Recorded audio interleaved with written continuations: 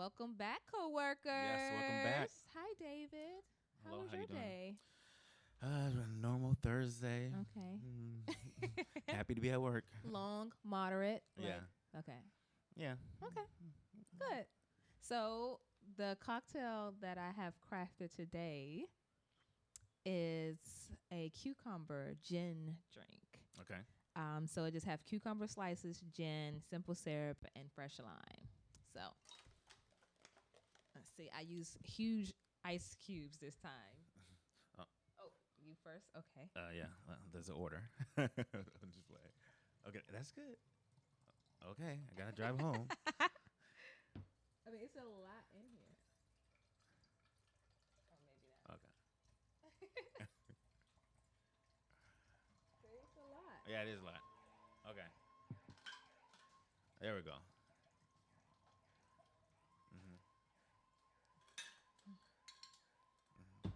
So yes, this is our cocktail. Okay, so what's in there again for our listeners? Tell us what's in there. This is a cucumber, Okay. simple syrup, Simple syrup. fresh lime, Mm-hmm. and Green Hat Gin, which is the local gin right here Okay. in the district. So Washington D.C. Okay. Are we gonna cheers to it? Yeah. Cheers. Okay. Cheers. Let's see how it tastes. You first, because I made it. So It's strong. it's But- good. I mean, it's good. Yeah, but yeah, it's I like strong. It's strong. Strong is good. Somebody said strong is good. good. Okay. All right. So we're going to get into these topics. We got some good topics we're going to talk about. We're going to talk about some West Coast and East Coast differences. And differences in what? Yeah, we're going to talk about the differences in workplace. We're going to talk about maybe get into some relationships, just starting from the commute into the office. Okay. As you guys know, I'm from California. Only been here working on the East Coast probably since last December. So for most of my quite life. a year. You coming up on your anniversary? Correct. Yeah, and I have had to learn very quickly the pace and the differences. The East Coast pace. The East Coast pace. Right, and so one of the things I want to talk about is just the difference. There's the difference in politeness.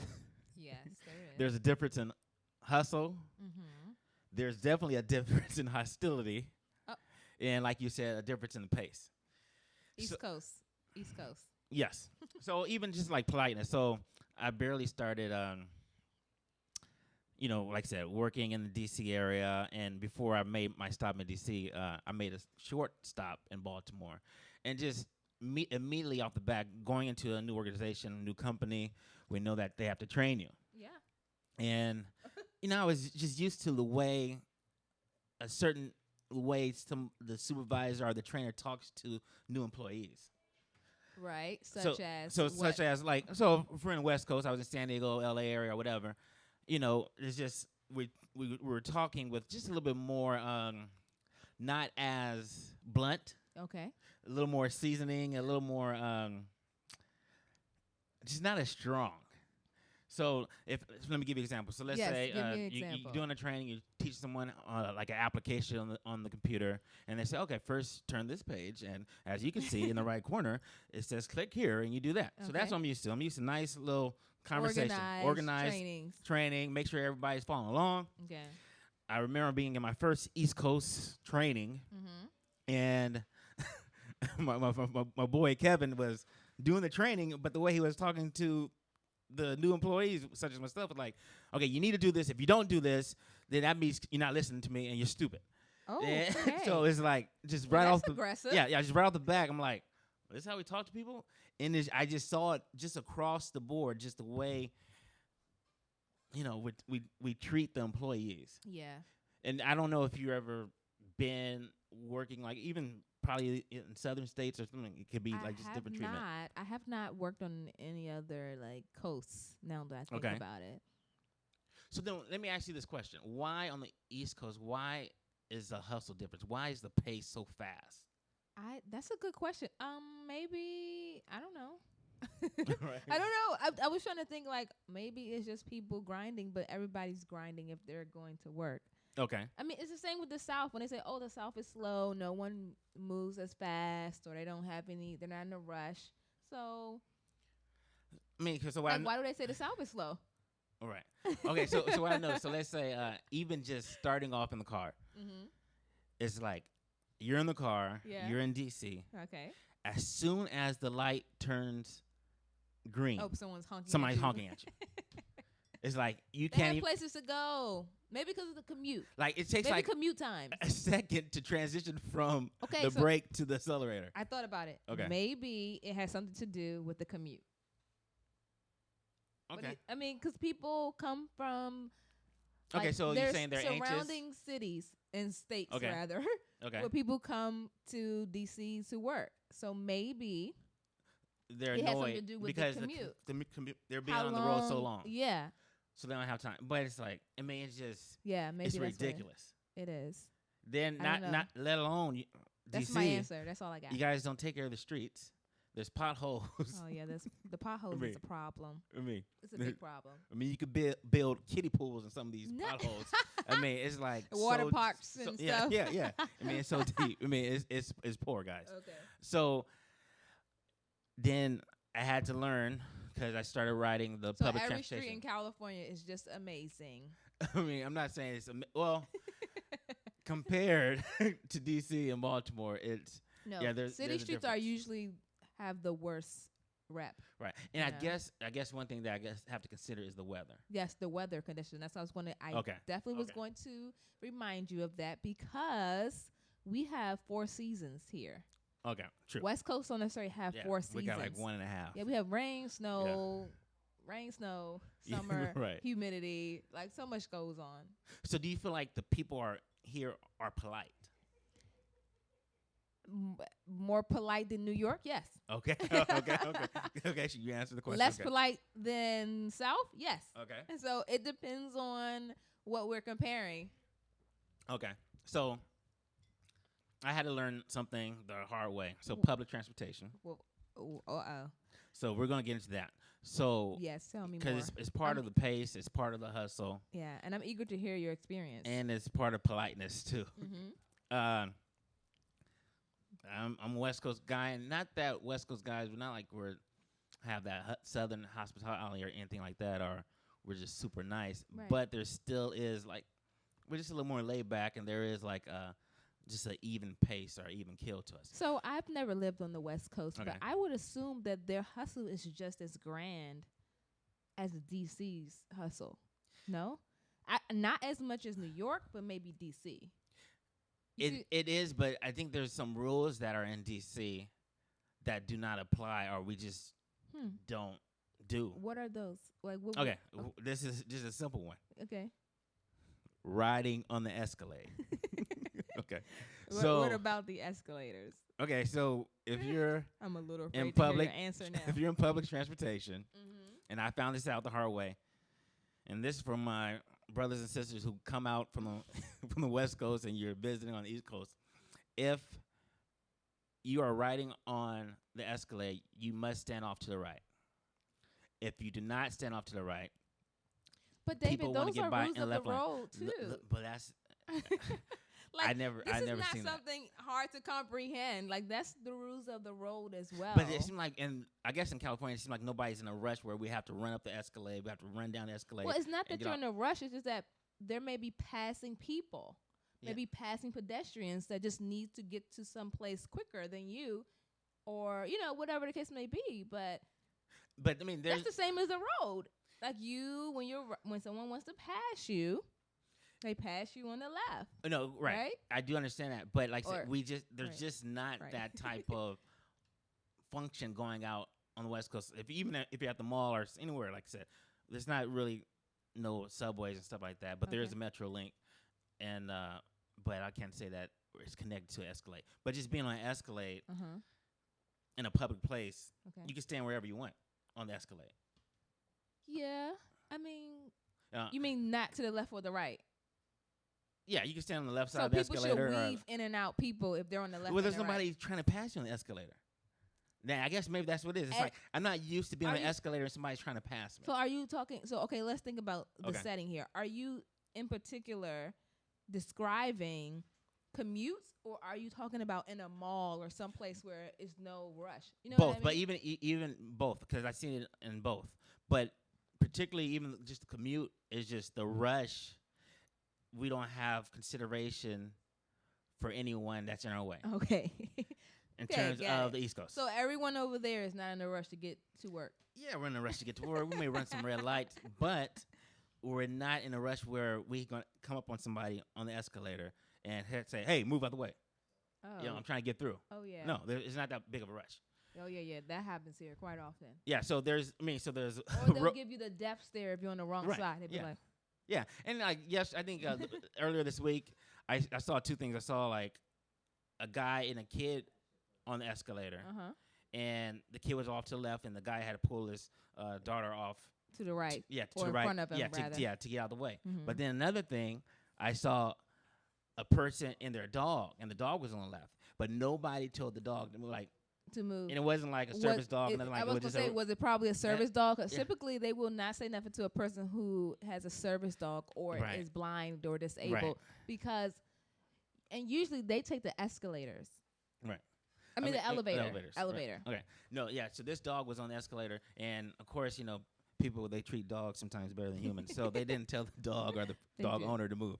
Right. So yeah. So moving. Yes. Moving along. Yes. But like. Well, okay, go ahead. You're talking about the commute as in a person who's new to it. Me taking public transportation, I'm sick of you guys manspreading. Okay. Okay. What does that mean? Manspreading means men on the commute or the Okay. train or Okay. any bus, train, or whatever the transportation device is. Mhm. And you are spreading your legs so far apart that you leave us this amount of space to sit because you all think that your legs need to be that far apart.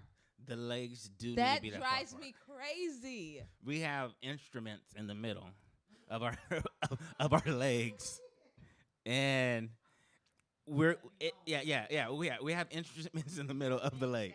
Listen. And we cannot push. I mean, you're asking a guy to pass out if you squish one of those If instruments. you are on public transportation, Yeah. you have to be cognizant and also understand that there are other people around who want to sit down next to you or next to an available seat that want to be just as comfortable too. But it's like this. It's like when you get on the airplane and let's say you're Southwest, so it's first come, first serve. You can't go as far as that. But you're sizing up who you're gonna sit next to, right? Aren't you? When you get on a plane, aren't you sizing up who you're gonna sit next to? I'm hoping that I don't sit next to someone who doesn't take up majority of the space. Yes, however, I don't get to choose because it's pre-assigned seats. Unless I choose Okay, no, my let's seat say prior Southwest. to We're talking about boarding. Southwest, where it's boarding groups. Okay. But it's not pre-assigned seats. Right, okay. So you jump on, and when you're walking down the aisle, it's like, you look and you're sizing people up, right? Yes. It's the same thing on the train. You have to size people up who you're going to sit next to. But the thing is, with the plane, we just can't decide where we're going to sit on the plane throughout the duration of the travel. You can on metro or on the bus. I can change. As soon as I see someone get up, I can go next and sit next to a woman or another person who's not the same size or something. But your issue is you feel like, man, we are just got You're our not legs considerate at all. I mean, I think And you have to take into consideration. I think No, you I guys don't have agree. taken- I don't agree. I think the Which one? A tuck rule? You want them to tuck it? No, just I'm not asking you to be like Okay. like bunched Okay. up like this, Gotcha. right? I'm not asking you to be like that, Mhm. like have your legs like that. But what I'm asking is that you're considerate of the person next to you. Like if you know that your leg is crossing so much of the other seat, maybe find an end seat so that you can turn around to the outside. Okay. Like don't sit in the inside of the seat. I give you that. Be considerate that there's other people that may want to sit down. Okay, so let me ask you this. Or stand up and let the woman sit. That's Okay, it. let me ask you this. Why don't men on the East Coast open up doors for women on walking into work? Or why don't men give up their seat to women on the train? Some of them do, but not many. Okay. Not many. Yeah, not many. No, I do. No, so this is my idea of it because I've seen Okay. ruthless guys on commutes, like on it is. trains and stuff. Yeah, I have seen They that. will not. They don't care. They'll get in before you. Like if they don't want to miss the train. They will bump guard. Like whoop, they will go quickly. So I don't know why exactly, but when I see guys that do that, I'll like say like something really snarky, like, "Oh, ladies first." Okay, to let them know that, okay, oh, okay, you're going ahead of me, and you should not be. So you get on the train, and some people prefer to stand. I understand that, because if you're doing just 2 stops, you're going to just stand up. That's happened to me. But is it often that a guy, let's say you're going to do 10 stops, is it often that a guy offers a seat up to you? I think they look at the age. Okay. And if this is like a pregnant woman versus like a mother with children, or I think it depends, or a dad with the child. I think people just look and someone that look like they have a disability, a known disability. Yeah, but to me, and like I said, I'm not that old fashioned, but to me that's just weird. Yeah. That it happens though. They don't care. You know, if you look young, they're definitely not getting up. No, they're not. They're not getting up for you at all. Right. And I think some women, they don't accept the invitation, because I think I asked somebody to sit down. They say, "Oh no, I'm okay." And sometimes I don't know if they say they're okay. Okay, so I don't think so. I don't think you should take offense to that, because there's many times where I'm offered to sit down, and I decline. Okay. And it's because I feel like at work I've been sitting down for a long period of time. I'm okay with standing for my short period of time. Like if I only have to go 3-4 stops, I'm okay with standing. Okay. Well, so don't necessarily take offense to. Well, I'm just gonna be me. And no, you should continue to be absolutely, you. Yeah, and I'm gonna open the doors. Because there are men like that on Metro that let women go first and offer their seats to them. You know, that's not just look old or elderly, or they have kids or pregnant. Like that. Yeah, I do think that there still need to be some training, some rules, etiquette coming out. I agree. On the East Coast. No, I agree. Okay, so we're going to move on to the next topic. So the next topics, this is interesting. So we're talking about competition in the workplace, but then also competing and your dating life. And when I say that, I'm gonna break that down a little bit more. Please. But it's like when you're at work, because sometimes you're in competition at work, because you're in competition about doing your work, being more efficient, being an employee of the month, week, or what the case may be, working towards a bonus. So there's a competition. So competition may not be direct competition between you and your coworker, but it could be a quantitative or a qualitative measurement that's going on between like some type of metrics that's set up within your job. So what do you do to separate yourself from the competition, from your colleague? I'm your colleague, even though we can share information and you're my work wife and you share. Be clear, I don't compete with people typically. So I don't have to separate myself from the competition. But do you? Okay. I don't, because I don't compete. I don't go into an environment and compete with a person or get to know people on the basis of solely wanting to compete with them or making myself feel like, oh, they know this, I know this, or they don't know that, I know that. You know, like I don't sum up my opponent that way. Right. But do you feel that in the work environment that there are people, other coworkers, colleagues that are competing with you? Oh, yeah. Okay. So it seems to be like it happens. It's like a normalcy of work environments that they look and see, ask you questions. What do you know? How long have you been doing that?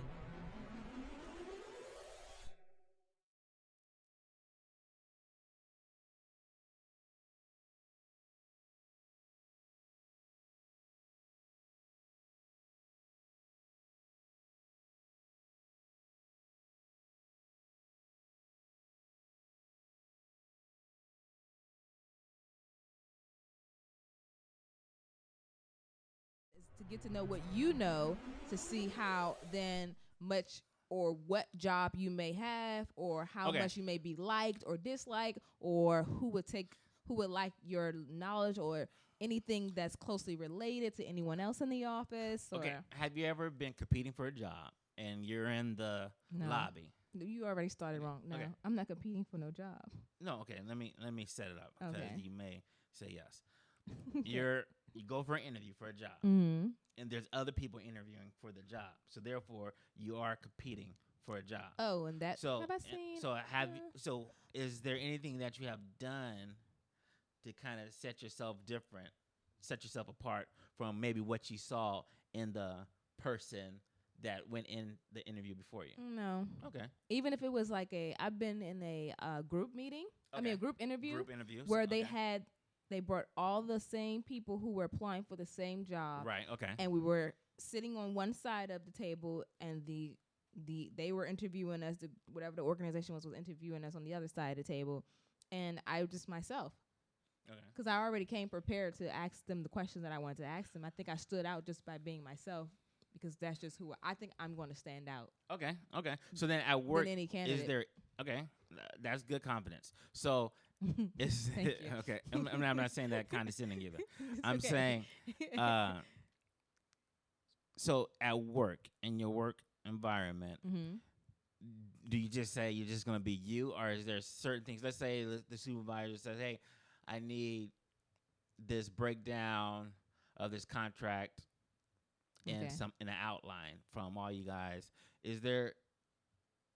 Do you have like any like a competition gene that's in you that kicks in and say, "Hey, I'm going to try to present the best"? I don't think so maybe is that a saying, competition gene? You're no, because you're saying that's a competition gene. I mean, I just think that's innately how someone is. Like if you're a competitive person, I don't necessarily think that means you're going to compete with people. I think sometimes it's going to mean you compete with yourself. Okay. So you may just want to try out something different to challenge yourself.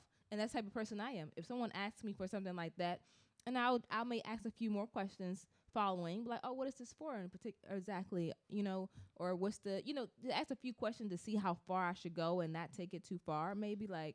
Okay. So you're saying like if they wanted to outline for who, which people, like, board of directors, something like that to decide how professional or how fun it should be. Right. So if it was for like a training or something, then I'd be like, okay, well maybe I should make this a little bit more fun and entertaining. You see what I mean? Okay. So you don't approach work as a competition with your coworkers. I understand. I do that either. Right. I just play my game and I play within myself. Right. But you do agree that there are environments, because there are competitive environments, especially if you're selling some type of merchandise or things like that. Yeah. And there's a commission involved and things like that. Mm-hmm. So I understand.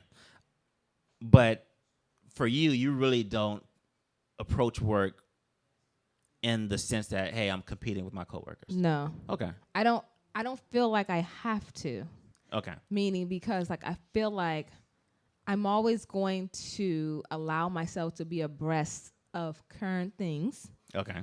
And be willing to hear everyone's perspective. So I'm willing to have conversations with my coworkers regardless and still learn something from them. Okay, not necessarily taking what they told me and using it against them. Okay, so that makes me break off to another question where about sharing knowledge. Okay. Well, you tell me. What are your perspective of competition in the environment and how much knowledge do you share with your peers?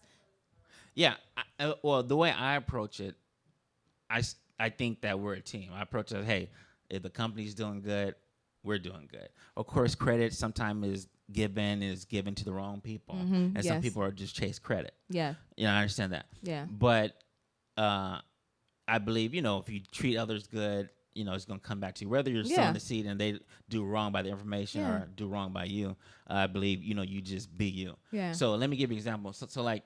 Today, I noticed that with our coworker today, we were working around the table. Yes. Because I remember being in a group meeting that you weren't. So you and I were both a part of. Yeah. So then they were talking about, how to get certain items off the internet. I think it was images and things like that. Oh, yeah. And the meeting that we had last Friday. I was not. I wish I was not a part of. You're not part of. I was telling them, hey, there's a ways to do it. But then I knew that, but they just couldn't figure that out. Right. But however, you came to work and you shared that information and you made her be successful. Yeah. So that's a good trait. But there's people, there's coworkers out there like, hey, if I know this information, I'm going to harvest this information for myself. Oh, and keep it from you. It's leverage, though. Right. Yeah, wow. Yeah. Because I'm competing with you. So if I can show them that, hey, I can grab what you need to be successful for this I'll proposal. look like I'm the person that knows. Right. I never thought of it that way. Right. I mean, but for our coworkers out there, that's too much of a game for me. Yeah, it is a game. You got to pick and choose what exactly it is to me, and something that's minor or moot is like I'm not doing that. So, are you willing to share everything? Let's say you. No, I'm not. So everything that I share, comes in a small package. Okay. So everything that I share isn't the full picture. It's not the full description. It's not the full anything. Right, because pretty soon they're going to be eating off of you. Exactly. Okay. And I don't want that. And I don't even want you to depend on me. I don't want to be necessarily the head person that's always the go-to. Right. So I always make sure that it's always just a percentage of what I know. Right. Yeah. But if you're smart enough, you'll recognize that I know more and only giving you a little bit. Right. But not many people pick up on that because then I'll just play dumb. Okay, so now I play dumb more in my environment than I do. I'm gonna dab a little deeper in this. Uh-oh. Okay, how about for your work spouse? Would you withhold anything to make me successful, or would you kind of to help you? Right. Okay. Let me give you. Like, let me give you an example. You said, let's say the person you showed today, you gave her 50% of your toolbox. Not even 50, but so let's say you gave her 25% of your toolbox. Yes. Do your work spouse have access to 100% of your toolbox? Well, I put my work spouse on a different pedestal. Okay. So ultimately, we're having these conversations together. Right. Like, so we're kind of equally yoked, as they say. There we go. So we already have those conversations. I'm just making sure. All right. So I'm making sure for the audience because we have work spouses watching us, and you should be equally yoked, sharing 100% of the information to be successful in that company. But now, listen though, when you're not 100, I come in and help you out. Right. Because you may be having one of those off days. Right. And I may come in and help you out and say, here it is, right here. Here, all you got to do, here's a sample. Right. And then when I'm having one of those off days, I hope that you pick up the same, slack. Right. Okay, so let me give you an example also, because you weren't invited to the meeting because it was different groups on last Friday.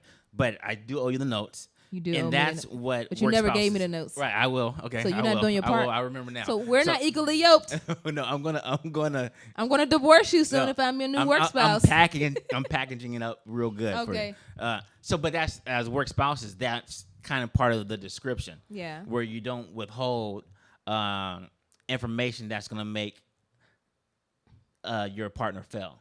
Okay, but what if you... So now I have a question. What if your work spouse withheld information of your job? Like, what if they knew that you were getting wrote up or if you were getting... Because that's a hard thing to tell your...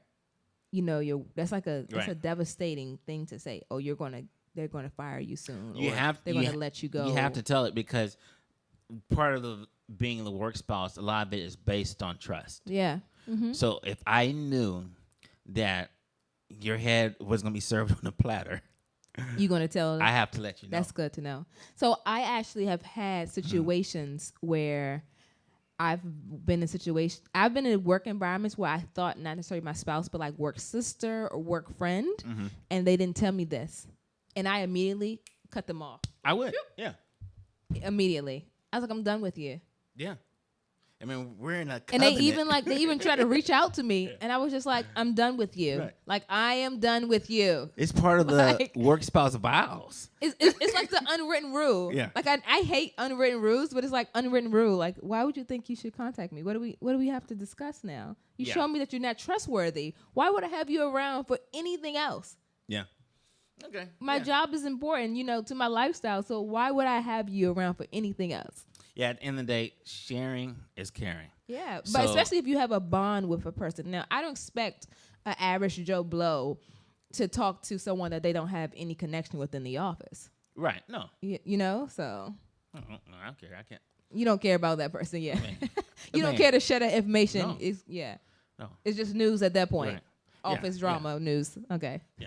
Okay, so I'm staying with the same topic. So. Yeah, let's separating yourself from the competition. So let's take it to the streets.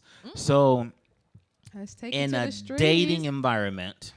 Oh, that's streets. How do you how do you separate yourself from the competition? Because I know you're going to say I was going to say you're still same not competing. Answer, David.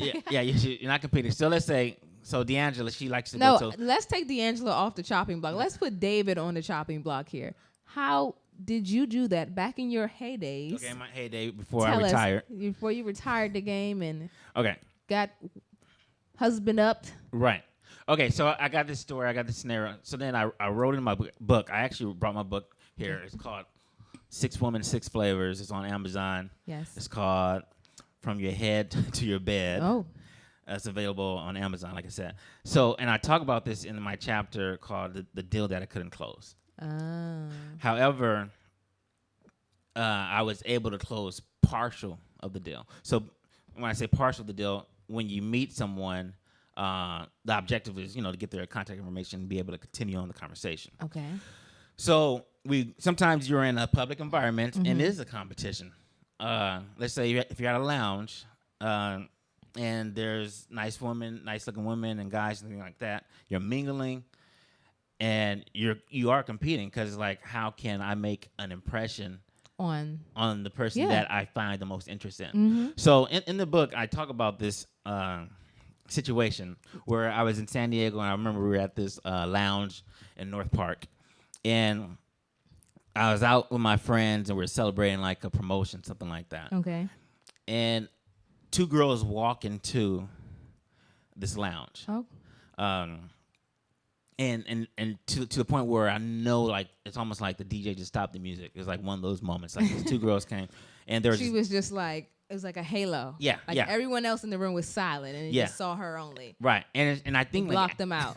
Right, and I think like after a certain time, this like, is love at first sight, practically. This club, they charge for, entry, but I'm sure these girls got it for free. They had to because they were just.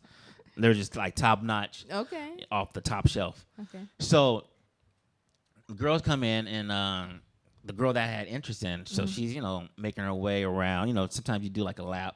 Okay. I like to do a lap when I go inside. so you do your little lap and check out who's in there. And your lap. Check out the exits and things like that. So I see this girl, and the guys are gravitating to her. Oh, so she's kind of like on the most wanted list. Absolutely. Left and right, her and her friends. Like they have 2 different looks, and one's tall and one's regular height, and they just look like models. So the guys are gravitated to them left and right, buying the drinks. I'm like, so now it's like, oh shoot, I want to get in the mix, but the competition is crazy. So now it's like, how do you separate yourself from the competition? Tell us how. So how did you separate yourself from all that competition? Well, I'm a schemer, so that's noted. I'm going to make sure I put that a part of my notes. Yeah, scheming is my thing. Not in a negative way, but kind of mischievous in a way. Oh, mischievous, gotcha. So a little mischievous can go a long way. Yeah, man, I try to be clever. With it. So. I see the guys, just gravitating her. So what I did, I created a situation where I made it seem like I wasn't into her like everybody else was. Oh, so you showed her the least amount of attention that she was getting from everyone else. Yeah. So the club, the lounge was crowded. But then why would you think she would notice you? Well, let me tell you the story, right? Okay. Then, because that's a good question, right? So, if I'm not giving her attention, how is she gonna notice me? If you don't think you're interested, I would have to run into her to let her know that I'm not interested. Yeah. So what happened was I saw her walking through the club, like maybe making her way to the bathroom or something like that, or to the dance floor, and I strategically got in front of her. Oh. So I got in front of her. Then all of a sudden, I turned around, like aggressive. Hey, did you just grab my butt? And she looked at me, and she said and she had an accent, and that's when I picked up. She had an accent. She said, "No, I didn't touch you. You tripping?" I said, "No, you grabbed my butt." Oh, so you made a scene? Yeah, I made a scene. I said, "No, you grabbed my butt," and she's like, "There's that mischief." She's like, "Yeah." So she's like, "No." I said, "Whatever." So I walked away, and I made it to the point where I couldn't stand that she violated me. So like I just kind of. Oh, so you just made like a big deal, like you. Yeah. I can't believe you actually grabbed my butt. Like you're actually making a scene. And I'm keeping a serious face like that. Like this is not funny. Like before the Me Too movement, but I'm like this is not funny. So what? Right. So I see her again in the club, and this time when I see her, we lock eyes, and I turn around. I said, "Oh," and I think I said, "Stay away from me." And let her know that. Oh, now you're really taking this. So I'm actually like in an acting scene. I'm like putting on it's the like front. You're really going like full speed ahead, like, so speed ahead. Like, stay away from me. So then, what it made her do? Try to explain herself. Like no, like it wasn't me. Yeah, because you're now. You're lying. I'm lying. You're being totally dishonest. But I'm making it seem like I can't stand her and that she went too far. So therefore now. This is clever. It's clever because But it's like so much like, okay, how far is this going to go? Like she kind of wants to clear a name now because like everybody in the club is adoring her, but one person. Because you made her feel like she did something right, she didn't and not do. that she was too concerned. You gave a whole made up situation that she didn't do. So right, I mean not like she was too concerned, but concerned enough where she wanted to try to clear her name. So finally I saw her at the bar by herself, and I was like, hey, I want to give you a chance to make up to me. This is I said, just give me your number. So just this far, you've made her believe that she did something she did not do, and now you want her to make up for something she did not do. Yeah. So I said, I'm gonna give you a chance to make up. Relationships, right here. Right. This is what the whole bracket of relationships. Correct. Yeah.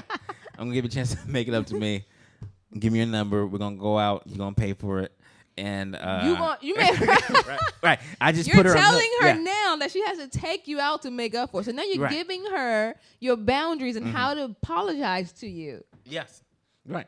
So then it made her respond. So she thought I was full of crap. So she's like, no, I didn't do it.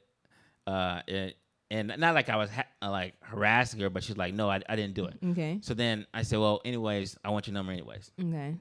Then she goes into this. So we're going back and forth. And it's kind of like a little negotiation. Mm-hmm. So then finally, she said, well, I take your number. So when guys know this is in the book. When girls say that they would take your number, that means they're not that interested and they're probably not going to call. And I knew that. I knew that as a seasoned vet. I'm like, oh, she said she's seasoned vet. as a seasoned vet with 3 stripes. Okay. I knew that she wasn't gonna call. So I'm like, oh shoot, I didn't make a good enough impression. No. Okay. So what happened was your idea is to take her number. That's the goal. Okay, got it. Yeah, the goal is to take her number, or else if she says, having you said, hey, I take your number instead. What does that mean for you? Are you really gonna call? I may or may not. All right. But if he has your number, he has access, and he can call. I know he can just call me when he wants, and I can just So try to get out of that situation. So I'm walking out of the club, but I'm just not satisfied with the results. Okay. So I go back to her, and I said, hey, I know you got my number and things like that, but how are you gonna know what David it is? I said, I saw you putting my name in, and you had lots of Davids. Oh my God. I said, David. This is so assertive. Yeah, David is a common name. It is. That's true. I said, so how are you going to know which one it is? She said, oh, that's a good point. I said, well, because this is the David that kissed you. And I kissed her right there. Oh, that was bold. And I walked out so quick before she can actually have a response. But that move right there is separating yourself from the competition. I don't know if that's separating yourself. That seems really risky. It is risky. And it's risky. So did you kiss her on the lips or on the cheek or on the forehead, the nose, or just you grab her face and Good question. It was right here, close enough. Because she jerked back so quickly, not recognizing that you were going to go in. I think it happened to do so quick, so crazy. She couldn't do no response. Oh my gosh. But the outcome was she texted me that night before I made it to the car. She's like, "That was slick. That was smooth." She appreciated you get points for that. Yeah. Wow. So there's things that you have to do to separate from the competition. Well, how was she the deal that you didn't close then? Because that seems like you closed that deal.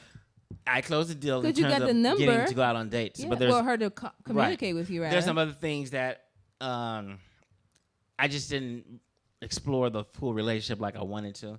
So that would be. Oh, you mean beyond that? Yeah. It didn't really go into something more. Yeah. Okay. So that's why the chapter is the deal I can close. Right.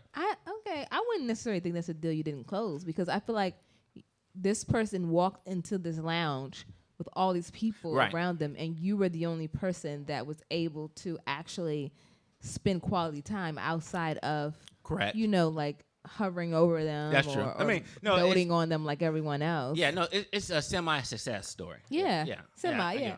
So has any guy ever did anything drastic to you to get your attention? I don't know if it was that drastic. That's committed. You were committed. Okay. Has anybody done anything? Have you been in a situation where there was guys in the room? Because D'Angela, I'm trying to think off the top of my head. I mean, I haven't. They haven't done anything drastic to that extent, but they have try to get in front of me in line because the line was too long. Okay. So they made propositions with me. Okay, give me that story. So I was out at an event, and the way the lines were set up to get drinks, was that the place was not accepting cash. So they took drink tickets. Okay. So in order to get a drink ticket, you had to stand in a long line to pay a cashier for these like little vouchers, like these little small voucher tickets to get drinks. So these group of guys noticed myself and my friends, and they came over and propositioned us to get in front of us if they would pay for a drink ticket for us. Okay. So, but I don't know if they were interested beyond just getting a drink ticket. Like, I don't think they were interested in like actually getting to know one of us or getting to know me or one of my other friends. So I think that was just maybe something that was, and that's just recently. I can't think of anything else off the top of my head, like someone I actually dated or something. So do you consider that kind of bold in a way? I mean, for this area, no. Okay. I think that happens frequently. So tell me about this area. So do guys approach girls in this area? Sometimes. So I think it's usually either the older guy. Mm-hmm. I think it's dependent upon age. Okay. I don't think too many young guys feel like they have to. Because women, like how you said this one woman walked into this lounge. Right. I feel like women will flock to guys like that because there's so many more women than the men in the environment. True. So they look for the ones who's gravitating towards them. Right. And I want to insert this in there. For guys who are in Texas, guys on the West Coast, guys who are, Northern America, there is lots of working, good-looking women. Successful. Mm-hmm. In District of Columbia. I agree. In Maryland and Virginia. Proud Washingtonian here. Yeah, there are, I'm married, but I'm not blind. Yes, we know. But we know you can see. Right, I can see. How many fingers do I have up? Right, yeah. I can see. And I've got my cousins out there in Arizona, California. Hey, you need to come out here because there's a bunch of, I would say, wife material out here. Yeah. Yeah, I think so. I just think that because there's such a plethora of women here who are successful, I feel like the guys don't feel the need to say. It's almost like how like supply and demand is. Yeah. It's just like, oh, well, why would I get one woman right now? I can just, whenever I'm ready, I'll just get that one woman later. Because I'm okay with not having one woman because there's multiple available to me. Right, yeah. So they don't spend their time or waste their time, with just cultivating a relationship with one woman. They just like, someone else will be there when I'm ready. Because of this environment. So have you ever been in a situation where you had to compete for a guy's attention? Like, because women sometimes they go into places and they see a guy like, It was my first and last time. Oh, why? Because what happened was I noticed that I was competing for his attention because I found out that he was seeing someone else at the same time he was seeing me. So, and typically this doesn't bother me because I am doing the same thing. Right. But I think it's because I was feeling this guy so much that it just didn't sit well with me. Okay. And I was like, wait, there's someone else. And I was like, this can't be. No, I thought I was the only one. Okay. So is there like a fine line in trying to compete or trying to get the guy's attention and not seem too thirsty? Like, what is the Well, the thing is, like, fine line? I feel like once you mess up the whole dynamics in your own head. So I was fine before when I didn't know that there was someone else. Because I was feeling him. So I was seeing other people too or dating other people too, but no one else was at the top. So I like this person more than the other people the others that I was seeing. Right. So then I became like, I was just like more like, oh, if he's not texting me, then he's texting her. Like I was making up these crazy scenarios in my head, and I was like, "You don't know this." Yeah. Okay. Yeah. You became a woman. Right? Yeah, I became a woman. That's not. You're not. That's not normally me. So I was just like, no. And it was like times where I had to talk myself out, and I talked myself into it, like those thoughts. And I was just like, no, girl, you don't know what you're doing. Even I could be somewhere else, not even. It just would just come up. Like, and that's when I realized like the power of your thoughts. Like. You don't have no idea what this person's doing, just like they don't have no idea what you're doing outside of their presence. So did you win them? Did you conquer? I did, but then I didn't want him. So then you became a guy. Right. That's what guys do. No, it was fun while it lasted, and I think I really enjoyed the chase. Like I really enjoyed like the. I think everybody enjoys the chase. Yeah, it was like so like exonerating. Like, oh, well, I guess I was more like excited. Like, oh, okay. I don't know, but I mean, I enjoyed that banter back and forth in general. I enjoy like the challenge. I enjoy a little bit of mystery in a guy. So I guess that was what kept me cultivating and wanting to know was that they had a little mystery. Okay. And I think I found out by default too. It wasn't like he told me outright. Because from that day on, I don't even disclose to any, like, I'm typically not a person that lie, but if a guy asked me if I was seeing another person, I will always tell them no. Why is that? Because I just feel like when you tell someone that they have competition, then they'll automatically just step it up and do stuff. I want you to be the same person, not knowing that there's other people around. Okay, that's interesting. Okay. I want you to do exactly because then therefore, because you're competing like I did. Like right. I did. I like that. Okay, because you're gonna keep them at the pace that they want to be at. Exactly. So. Or it's not even the pace. I just want you to show me authentically yourself. I want to be genuine. I don't want you to compete with someone that you don't even know because. Right. I may tell you that, but I may not even like this person more than I like you. But you automatically put in your head that I do. Right, and guys like to compete, but then there are some guys that are possessive too as well. But there's nothing wrong with healthy competition. It's not. I love it. I realize I love it. Even if I was ever in a relationship, I would want that back and forth. That doesn't include other people, but amongst each other. You know what I mean? Yeah. And I feel like people don't have that. Like once they get in a relationship, it's like, oh, I have this person. They don't kind of keep it like interesting anymore. It's just more so like, oh, let's go to the mundane day-to-day things or date night this. Like let's keep it continue to keep it interesting. That's my number one like issue with dating, or I feel like finding a partner is continuing to having that variety. But if he saw that you were seeing somebody else, has that ever happened? Like where you say, oh no, you're the only one, but then he found out. Yeah, it has happened. So then how do you handle that? I just be like, well, they just popped up. It is what it is. Yeah, okay. I just like, hey, I just went out because I'm single. Like I'm not saying like we're not committed and I'm lying. Like I'm single, so I can say anything. That's true. I mean, so I don't owe you anything, in my opinion. I mean, unless someone came to me and say, hey, I want to be committed to you. That's the only way. Then I would be honest and say, and it wouldn't even be an honest thing that I would tell them about someone else. It'd be like, well, how serious? Well, what does that look like for you? To getting to know like, and then I would determine for myself how I feel about them, and if I want to proceed forward to say I want this exclusive. Yeah, my school of thought is, okay, we're dating. Yeah, we're single. I'm not gonna ask you about what you're doing when you're not with me. I'm willing to. I am one woman who does not care to know about what you're doing with the next woman. Okay, I've learned that about myself. You should be worried about me. So yeah, I just assume that we're both doing the same thing. Yeah. Okay, so let's.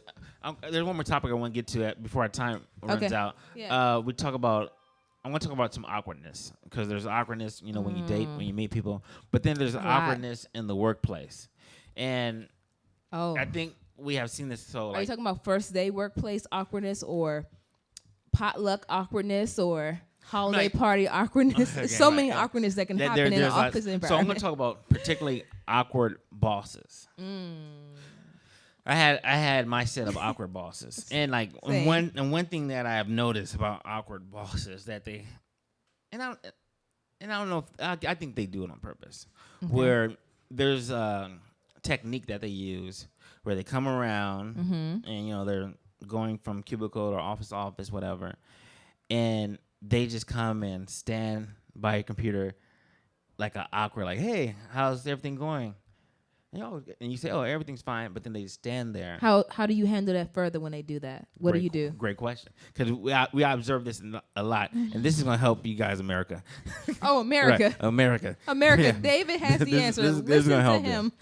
Because I have seen this where this is the wrong way to do it. Okay. The wrong way to do it is, you're at your desk, you're working, and your supervisor comes in. And he says, hey, how's everything going? How's the reports going? How's the project going? And you say, hey, yes, it's going well. Then they say, okay, that's good. Glad to hear that. And they just stand right there. So then what The wrong move is to keep talking. Okay. Because you're gonna start saying stuff that you're gonna start building a hole that you don't want to go down. Okay, so you're gonna make them continue to talk to you when you want them actually to walk away. You actually want them to walk away. Okay, got it. That's great. But what I have seen is oh yeah, things are going great. Then the supervisor stands right there and is just quiet. And they're like, well, actually, we are having a problem. We didn't get to finish that last presentation. Okay. So then you start going into what's wrong and the issues that you're having. Right. Then they start digging deep. Then it's just the conversation just goes totally wrong. Okay. The right thing to do. The right thing.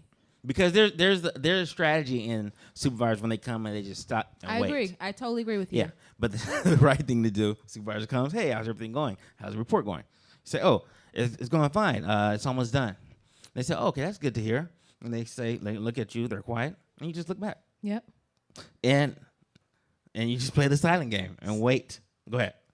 So I have a different approach. Okay, what's your approach? My approach is, and I've always been told this too, I don't know who told me this, or if I just came up with my own crazy self, little approaches, is to always have a question for them that they cannot answer. Oh, that's interesting. So if you find that they keep asking you questions, return the favor and ask them questions that they possibly may not be able to answer. Help us out. Preach to us. So if it's just like, how's the report going? Oh, well, I noticed that there was a discrepancy in this. Did you notice this? And 9 times they have not looked at it because they're waiting for everyone else to submit it. Yeah. And they're like, oh, no, maybe not. Right. So do you think that it helps them get away and, get away from the desk and things like that? Yeah.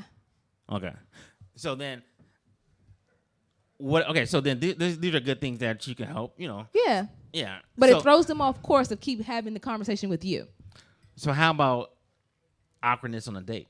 Have you been on a date with someone and it's like, yes, the conversation is not compatible? Or like, yeah, plenty of those. Right. So then how do you make a clean exit? I think it depends on the mood that I'm in sometimes. Because I'll just keep asking, again, silly questions or stuff that just like have nothing to do with their personality at this point because I feel like they have none. Okay, do women run up the tab on first dates?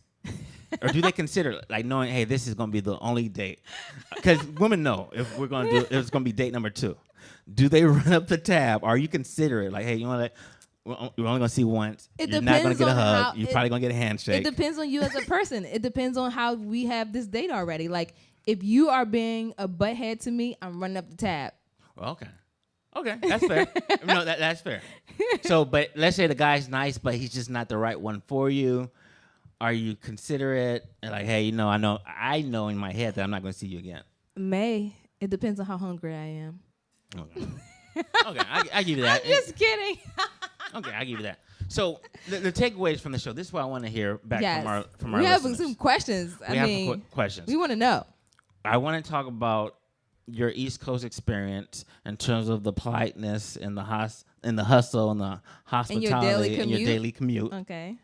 Public transportation. Tell me your stories. Yes, public. Tell me the work environment. People who have worked on the East Coast and people who have worked on the West Coast. What's the difference that they have experienced in the workplace? Okay. So then last thing is competition. What have you done to separate yourself from the competition? Whether it was dating or whether it was as colleagues or coworkers. Okay, that's good. So tell us, coworkers. Right. And remember, you never compete with your spouse. You always share information. But I just thought we agreed that competing, a little competition is good. It is good, but with your work spouse, we're got to be equally yoked. So the same with your spouse. What you know is what I know. Yeah. We just don't share the salaries. But other than that, yeah. Okay. So, yes, give us your feedback. Till next time, coworkers. Thank you.